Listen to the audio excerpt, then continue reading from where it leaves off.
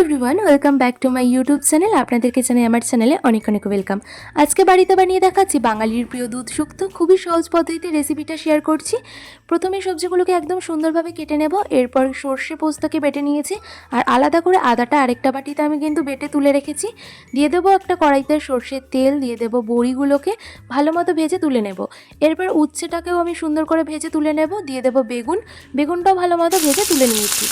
এরপর দিয়ে দেবো পাঁচফোড়ন, দিয়ে দিচ্ছি সমস্ত রকম সবজিগুলোকে। অ্যাড করেছি সবজির মধ্যে কাঁচকলা, পেঁপে, আলু, সজনে ডাঁটা। আপনারা চাইলে আরও কিছু সবজি অ্যাড করে দিতে পারেন।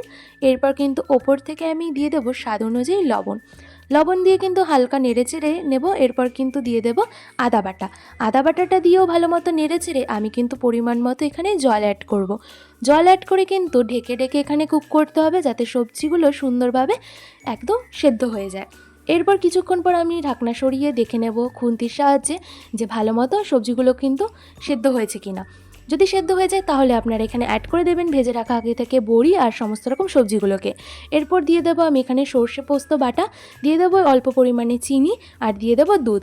এরপর ভালো মতো একটু ফুটিয়ে নিয়ে নামানোর আগে দিয়ে দেবো ঘি। 1 চামচ মতো কিন্তু আমি এখানে ঘি অ্যাড করেছিলাম।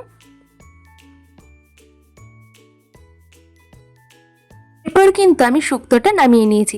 দেখতেই পারছেন কত সুন্দর টেক্সচারটা এসছে, আর খেতেও কিন্তু খুবই লোভনীয়।